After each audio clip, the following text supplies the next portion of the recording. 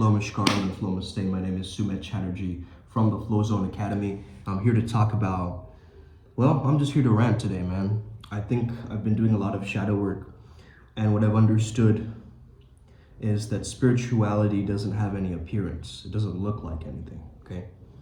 There's not a specific brand archetype for the spiritual man or the spiritual woman, because you could literally look like anybody on the planet and still be spiritual, okay? So you could have a mohawk and be spiritual. You can be completely covered in tattoos and be spiritual. You could be, a gnome for all I know, okay? But you still carry that metaphysical quality within you. You still have that soul essence within you. You see what I'm saying? And as I start exploring this more and more, I'm really starting to notice the areas in my life where there is that rage or that annoyance within me, where I'm just like, you know what? That's not really how it works, okay? That's not really how it works, actually, And that sense of that inner voice coming in, constantly critiquing, constantly, putting yourself on edge, constantly trying to make sure that you're okay. Or you're actually fine, man, But I see a lot of spirituality out there, and I'm like, this is bogus. What even is this, right? You think you know what it is. Like it has to be this sense of calm, or it has to be this thing. No. Spirituality is just simply you, but non-physical. And I would argue that a lot of you need to get physical, okay, in order to be more spiritual, which sounds counterproductive, but actually it's not, okay? A lot of people think that just by following, a particular protocol, they'll be spiritual. But then they start missing out on all the gifts from other cultures, different dialects, different works of art, different movies. Don't you just want to live in an enriched life, right? Where you feel a sense of interconnectedness, where you're in harmonious intercourse with everything around you, okay? That's kind of what I'm going for, man. Is this flow state essence, okay? It's this flow state practice that I think a lot of people miss out on, or they misunderstand for the most part, right? And we got to just be the trailblazers here and show up and be different and understand, this is really what spirituality is. But it can also look like A, B, C, and D. You see what I'm saying? So just because you're a part of this particular path working, you want to understand a couple of things. For the next month, I'm focusing more so on this aspect of godlike masculinity, as well as focusing on the Makara character that I've been constructing for a while now, okay? So I've mentioned this in other videos, but I got myself a confirmation journal where I'm going to actually write down every time that I take an activity that strengthens the character, strengthens the avatar in some way. And I think that's going to be a good practice for me, because usually I like to leave it all up to chance. Like that's usually my go-to method. Throughout the day, I just kind of, I'm doing this, I'm doing that. Well, then we're not really reflecting on it. We're not thinking about it wisely enough. We're not integrating it. And I was talking about integration being such an important aspect when you tap into the zone, right? So whatever I do to get into the zone that strengthens the character, I'm going to write it down in that journal. And slowly it's going to stack. Now, why am I saving this for next month? Each month has a theme for us, okay? And this month was more so multidimensional March, but during the end, we also got into very, very deep shadow work, okay? Where, Ryan found a picture of himself where he couldn't even recognize himself. I found a picture of myself where I was like, whoa, is that really me, right? You know when you go back on a nostalgic trip and you find photos which are either cringe or either spectacular, right? The most free you ever found. So you have to find both, like between that spectrum, right? As Shivaji has told us in our channeling yesterday. And also an interesting thing that TXL shared from the Shivaji channeling. And it really spoke to me as I was listening to the recording, because I kind of lose my sense of, sense of self-awareness, I guess you could call it. This is kind of an automatism, right? Channeling, so it's like you feel very dissociative and woozy afterwards. You kind of have a little bit of a memory loss. I mean, I remember different aspects of it, but I kind of let myself, or allow myself to let go, right? And so to watch these recordings in order to kind of like catch my brain up to what I was invoking, you get what I mean? So, or conjuring up. So there's this scene in Fight Club, right? Where he's burning his hand. I watched that scene today. Also started exploring Peter Pan, as well as Wolf Boy that I was talking about earlier, right? Shaman King also on a similar theme to that, okay? It's a story about a boy who feels misunderstood, who feels like an oddball, who feels like a misfit. Feels like there's no archetype that I can fit into, so I'm gonna invent this priest beast thing. You see what I'm saying? And I'm sure there are other priest beasts out there as well who resonate with this. And not only do you want to be physical specimens, okay, of men, but also we're creating that spiritual element that a lot of men's work, modern day men's work, is missing a lot of the spirituality component in such a way where there's not really many practitioners doing this in this level. There's no pragmatism, okay? There's no sense of structure to a lot of the things that you're doing. But for us, as men, we've got to have our mind very structured, okay? We can't let it go frantic. We can't let it go everywhere, okay? When our mind starts going everywhere, we start to become a slave to all of these external forces or these external things, okay? But understand that you are the cause point, you're the origin point, okay? You make the decisions from where you're at. You don't start hiding and, self-aggrandizing yourself or trying to, badmouth others. All of that comes from an insecurity. All that comes from you not owning up to the fact that this is something that I really need to work on. And honestly, you know what? I think I have perfected this formula. I still continue to perfect this formula. Because now I'm starting to see what aligns, what really works. From doing it so much, right? Making these videos, getting an understanding of everything, piecing things together. I'm starting to really get a proper understanding of where I am not being functional in my life as a flow state catalyst, as a peak performance coach, right? Because if I am the embodiment of peak performance and I'm not performing well, that starts to reflect very negatively upon me, right? So I want to speak today about a very big issue that a lot of men face. And if you're a man, you probably face this issue of feeling incompetent, feeling like you're not capable, feeling like you're not good enough, or you haven't attained that level of mastery yet, and you feel unworthy, right? The sense of like, I don't deserve it, right? This is a big problem for a lot of people. They feel undeserving of their objectives that they've set out for themselves. And so, of course, if you don't feel like you deserve it, you're going to keep yourself in a particular paradigm, right? You're going to say, oh, she's out of my league. Yeah, that's not for me, bro. Yeah, it'll work for him, but not for me. Yeah, and you'll find all these different excuses, right? That's going to pull you away. But when I watched that scene from Fight Club, he's burning his hand. He's getting himself to go back to his physical body and out of his imagination and head. The guy is trying to get stuck in his head and go into the fear mode, you see? Edward Norton character, right? He's going, I want to think of my power animal. I'm going to my happy place now. I'm going to my happy place now, right? and his arm is just getting burnt with like acid. It's like an acid burn or something, right? He said vinegar will dispel it.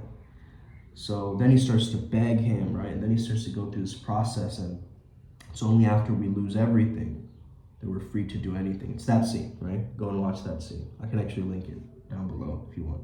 TXL shared that with me. And I was like, yup, that's been my journey. To get out of my head and feel what's really happening within my body. What is here and now? What is in the presence? Why do I feel like I need to always run from these emotions? Why do I feel like I always constantly have to suppress things as a man? This is non-functional, my friends. You can't go about your day like that. You can't go about winning like that. You got to actually get your life in order, you get that? And not a life in order like it has to be, boring and mundane. A lot of people think that order means boring and mundane. It doesn't. Order advances you. It makes life more interesting. It gives actual life more of a strategic momentum. You get it? But every single day, we're just waking up without a routine, without a structure, without any kind of semblance of understanding, especially if you're a mystic, right? So what I do specifically to blend mysticism with science and the practical real world, right? Doing day-to-day stuff. If you have a 9-to-5 job, how can you also do mystical stuff or get into spirituality? My trainer, my MMA trainer this morning, he was saying something which I'm going to really listen to and hold true to me, because he was saying that when you do a prayer and you do a half-assed prayer, like you kind of dabble in it, you don't do it all the way, you don't give your feeling from your heart into the prayer, it's going to have negative side effects, okay? He said it's going to bring negative side effects, just like if you don't. Like he was saying to do pranayama for my sinus issues, right? He's saying you have one little thing off in this, and the whole system messes up, right? It's like a coder gets one thing wrong, it just messes up the whole cycle. You get side effects, you get all these things. That's why this thing is so refined, right? It's such a refined art. Like for instance, when you're doing a mudra for Gyan mudra, you're not meant to touch your fingernails together like this. You're meant to touch your fingers, right? But that little tweak adds that little pocket where it actually starts working for you. Now you see the difference, right? Try it like this with your nails touching, okay? And then try it without nails touching, okay? The fingers touching. It's very, very different, okay? Also told me to do the, Padmasana, or like pull the leg up when I'm sitting down like this. I'm gonna practice doing that actually.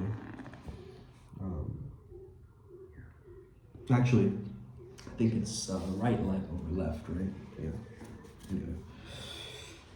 Yeah. All right, gonna start sitting like this and practicing sitting like this, because there's a way to do things, guys, right? I know I'm a rebel. I feel like doing everything my own way. But there's also a structure that belongs there that's very tried and tested, that yogis have done for generations now, right?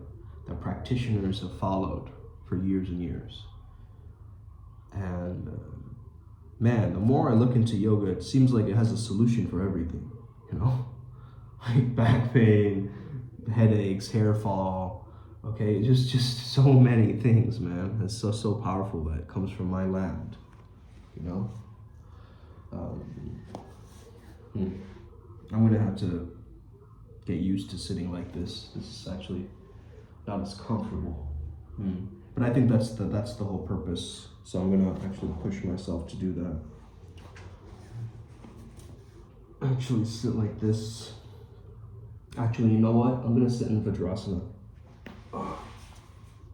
Gonna be good practice for me. So essentially, man, what I wanted to talk today about is how you can stop feeling that incompetence. I'm not good enough, that this is not for me, that, this is not working the way that I imagined to or planned it out towards. Men, we are scared, not of women, not a women, but a feminine energy. We let the idea or the concepts or the fantasies of that feminine nature take a stronghold in our minds of what we think it looks like, or what we want it to be, or what we want it to represent to us, right? Either some kind of eroticism, either some kind of mother image, some kind of, and we keep chasing this ideal. This ideal doesn't exist. It is the goddess energy. It's that primordial Shakti. It's not tangible. It's not something that you can actually hold and see and feel, right? Of course you can hold and see and feel a woman, right? But she's just a representation of that divine essence. Just like you are a representation of your masculine divine essence, you see? And so once you get real with yourself, that's what a real man is. A man who is real, who's authentic, who's not putting up a front or a show, trying to impress his friends. That's still in boyhood energy, you see? That's still like you're in high school and you're trying to impress everybody, trying to be the popular kid. Life isn't high school anymore, bro. Okay? This is real life. This is you getting to decide who you are in this video game of life. You get to pick the main character. Who are you? You get to decide that. And if it's been decided for you, you've taken away your autonomy and agency. You've taken away your purpose. You've taken away your power, your freedom in this world. Because truly, you are the one who sails the ship. You are the captain of your soul, are you not? Invictus, right? No matter how straight the gate, or charged with punishments the scroll, I am the master of my fate. I am the captain of my soul. Let's get it. Okay? The thing is, society makes you feel incompetent. You see? It's designed in such a way that you're gonna be a workhorse in work so you can make money, to support the economy, to do all of these things, right? And I get that, right? That's the daily way of living. That's many people's way of making bread. And I get that. You can be a janitor at home and then come back home and do some voodoo rituals and be cool with it and try to, cover it up like you're doing all these, ancient or maybe taboo practices and stuff like this. But you can't keep living like that, bro. You get what I mean? You're gonna have to let that wild esoteric side come out sometime. Hey, there's people that love that kind of stuff, bro, and they're gonna fall in love with you, I'm telling you, because I've been that closet mystic, like not sharing my ideas, not talking about the truth of what this really is, okay? What I'm saying is truth from what I know to be true. That's why it's registering for so many people. Yo, that guy's just real as fuck. He's not pretending, okay? He's not putting on this people pleaser persona like in a, hey there guys, you can tell there's a dead in their eyes, even though when they're smiling, right? There's a deadness in the eyes. And that's what you gotta realize. You gotta reconsider these things. This is multi-dimensional March, baby. I think today is day 27, I believe, right? Is it day 27 or day 28? Day 27, maybe. Man, this is wild. This is really wild how we made it. We made it. See, someone like, maybe some of you guys really respect DJ Khaled, okay? But I think that guy's really insecure, brother. Like he is compensating for something. You can tell in his beingness, right? Even like, I used to respect Kevin Gates a lot too, but then his energy shifted quite recently. Have you guys noticed that? He started saying weird things out of the blue, trying to stay relevant,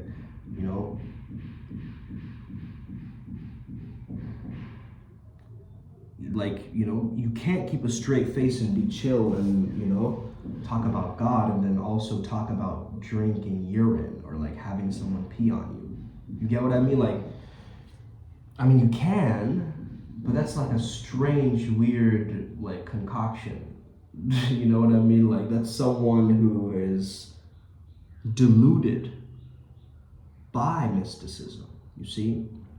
They're using mysticism as a smokescreen to avoid and hide and be in the shadows. Listen, even if I'm doing shadow work, I'm still gonna shine, baby. I'm still gonna shine. You know why? Because I am not a shadow. I am of the light. You see, I'm the one lighting up this fucking path like a goddamn, golden sun, moving forward with its essence, either burning or healing anything that comes in my way. That's that yang essence, right? That's that masculine quality of decisiveness, where you get up in the morning, you're like, yep, this needs to be done. Let's get it. Let's go. And you start physically training your body. You start doing little things, not a lot, I'm doing these MMA trainings. I'm not doing them every day yet, okay? There might be a time where I up my stamina and, train myself. I'm noticing myself, improving in different various ways, even when I'm taking really long breaks. And I'm noticing the more breaks I take, the more my progress slows down. You see what I'm saying? So sometimes we don't need that many breaks, okay? We can do a lot more than we say we can. It's our minds that's blocking us. So in your mind, you may feel like I'm not good enough, I'm incompetent, I have this, and it might be related to your core wound, right? So I can't do it. I noticed myself bringing up that core wound for me too, like as I'm fighting, I mean, Ryan keeps reminding me, I keep reminding him, It's like, slow down, let's pace ourselves, let's go. And it's tough, man. It's really tough because we want to win so fucking bad, you know what I mean? We're the underdogs in this game of life. So we just want to go ahead and just, rise up. Just feel that sense of, wow, there's a prestige, right? There's a nobility to showing up and getting shit handled and moving forward and evolving and, going through all these mystical challenges, hardwiring it into our different, flow genome code. It's a process, man. But I wouldn't have it any other way. This journey of Primal Sutra has been the most fulfilling, and it gives my life meaning. It gives my life greater purpose and ambition. I want this to be like a sexier version of Mind Valley, you know what I mean? Man, I can't believe I just said that. That's wildin'. That's wildin'. This guy's wildin', okay? So Ryan said, he was like, yeah, we're spiritual nerds, but yeah, we also like to fuck, right? That's kind of the motto we want to set out. Just because we're, these auspicious beings doesn't mean we don't get it in, you know what I'm saying? Pause, but you know what I mean? Like for instance, on this path working, a lot of mystics, they try to act like, oh, they're only into polyamory or some weird kind of kink community or something weird like this. Bro, why can't you be naturally just be a sexual person and just talk to people and then have fun and live your life? Why do you have to, confine yourself to all of these different tropes and labels for yourself, trying to go through this, right? Just live your life and be you. Just be pure, be your truth. Show up honestly and attentively, right? Hearing with full active listening. Sometimes it's what you most don't want to hear that you need to hear. You see what I'm saying? There are moments where somebody triggers me, I notice it, but that's the greatest epiphany. I just figured out what that roadblock was, right? I tune into myself and I go, oh, I get it. Right? I get that. Okay. Let me modify something, okay? Now, there's certain behavioral traits, obviously, just genuinely, good character traits, attractive qualities that people have, right? For instance, if you're a chick, I highly, highly recommend you're not burping and farting all the time next to your man, okay? I'm telling you, it's not gonna cut it. He's gonna get it into his subconscious mind. This is just unless that's your kink. I ain't kink shaming if that's your thing or whatever, but just in general, right? That's not how we see girls, but the girls do it, girls poop, okay? They fart, they burp, they do all the general things that guys do, they itch their, nose or butthole or whatever. So what? Okay, are we like kids that we need to worry? Like, yo, we need to take care of this, right? What is this?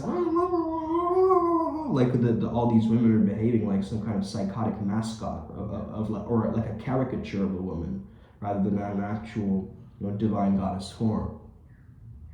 That embodiment of Shakti essence, right? That nurturing, that playful quality, that ability to, smile at the unknown. You get what I mean? Like, and I think modern women are losing that quality to be healed, to be truly healed. They're walking around with traumas, a lot of women, okay? And these traumas are also perpetuated by society at times because it doesn't allow certain people to speak up. For instance, like let's say a woman who wants to speak up, she's the only woman, in the office or whatever, and she's wanting to get her opinion across, but every guy just keeps interrupting, shutting her down, right? And I'm sure she feels like less than or incompetent. What if you were a man who felt emasculated in a certain situation like that, just like you felt effeminated, right? I don't know if that's a word, right? But yeah. Effeminated, is that a word? Making a woman feel less like a woman. Or cutting down a woman's femininity, saying she has to do this and do that, right? Be more masculine in order to fit into society. Is that a term? I don't know. But I have seen many examples where masculine polarity is messing up people's lives, okay? And I'm not saying like, okay, there's no such thing as a house husband, okay, or whatever. Like, that's a weird concept by itself, but let's ignore all the, logistics of this thing. And let's just get real, okay? Yo, there is somebody, right? There is somebody on the other side who understands something that I understand, right? And it's this playful dance of surrender and discipline, right? That's how you're gonna win it, that is flow, right? And so think of surrender and discipline in terms of a relationship. Yo, don't talk to guys, random guys, okay? Don't dress like a hoe, okay? Because then more guys will talk to you. And that's not coming from an insecurity either, right? That's just generally for like my own safety, your own safety, right? Don't go around in like a skimpy ass, whatever, right? And just be cool, man. Like, don't embarrass me in public. Don't throw temper tantrums. Don't be disrespectful. Because why would I want to be with someone who's disrespectful in the first place? Get the fuck out of here, right? Why would I want to be with someone who's disrespectful to me? Okay, no man should be in that position. I know a lot of you guys are. You're putting up with your woman's disrespect over and over and over and over, and you're just tolerating it. Has there ever been a time where you just put your woman in check, where you go, listen, babe, no, enough is enough. I'm not going to have this argument with you right now, okay? You're bringing me down. You're bringing my energy down right now. It's not cool. It's not cool. You got to get to that level, right? Because a lot of people are afraid of that. They're afraid of confrontation, you see. They're afraid of that ability to stand up for one's own values and needs and understanding of that there's a specific type of statement, okay, where if a person is talking and they understand that statement reorganizes itself based on what that person is saying. So let's just say a theme of money is brought up, right? Now, someone on the other side might have a money story, right? A money trigger.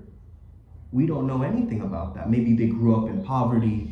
Maybe the parents said that we couldn't afford these things. Maybe there's like a whole, way that they've been, prioritizing their spending, or they have all these ideas based on like celebrities and shows that they watch around the lavish lifestyle. There's so many little hidden complexities and logistics in that one sentence of money. You see? And now when someone says money, it opens up this entire worldview of incompetence. So what do you got to do? You got to understand, first of all, you got to comprehend the situation that you're actually in, right? If you're in a situation and you can't make any head or tail sense of it, then how can you possibly get clearer and more clarity with that? You see what I'm saying? Like, you have to ask the really good questions that open and unlock different areas of your brain. You see? The right questions will give you new neural signals that will fire together, will fire together, will wire together. Okay? We've learned this in all our science books, okay? Growing up. So, once you realize that you can ultimately change your storyline, right? You don't need to be in this role where you're playing this incompetent character anymore, you see? It's because it's your reactions, right? Your responses, your trauma responses that make you feel like you are not there yet. But once you heal that which needs to heal, and Shivaji's energy taught us this, we look at the complete opposite of what has hurt your heart. That same thing of the opposite will heal your heart. So let's say, for instance, I was dealing with this emotion of stubbornness, right? Just being stubborn, being kind of like, not moving, right? Immovable energy, which is a lot of masculine energy too, kind of in a very, let's say, wounded state, it becomes stubborn. It doesn't become like, sovereign and like staying true to your values or something like that. It just becomes a stuckness, right? So I was asking myself, like, what would be the opposite of that? Well, fluid, right? Flow, right? That's the whole theme of my life. And so why not make it more flexible, more versatile, right? And using words like adaptable, versatile. These words, they mean something to me on my particular life path or my journey, right? And so, we did this, it's called the emotion code, right? You swipe up like this. So, Shivaji, he has Trishul, right? The trident. And so he used 3 fingers to like swipe up and release this trapped emotion. By the way, that book is by Bradley Nielsen, I believe. Bradley Nielsen, something like that. Emotion code, okay? So that tech, you can test for it, right? Muscle test for it. It's a similar tech to other muscle testing and, kinesiology tech. So, yeah, man, you just gotta look at the opposite. So if you're struggling with, anger, aggressiveness, rage, and ask yourself, maybe this is calm. I need maybe more humility, right? Maybe I need more compassion, right? So you got to look at what is the opposite quality that creates that equilibrium again, okay? So if you feel incompetent, you have to feel competent. That's it. You just have to feel competent in things. Now it can start from a micro competence and it can go into a macro or a mega competence, right? And competence breeds more confidence, and confidence breeds more competence, okay? So first of all, just feel confident in yourself. Just feel like you have that self-belief, okay? That's going to be important for my archetype because, my brand Shakti, which is my divine feminine counterpart, is a fairy. And if you're familiar with fairies, you got to believe in them for them to stay alive, right? So that one fact was also brought up. And now I realize that. I'm like, oh, okay. I get it. Fairies! Okay? Fairly Odd Parents. You guys have seen that. But yeah, man, this is what I've been revealing so far, and hope you guys enjoyed this little talk, this little lecture today. Have an incredible day. May the flow be with you. Stay legendary, my friends. Here we go, once again, into the labyrinth, into the rabbit hole that is flow. We got this. Upward Spiral Gang.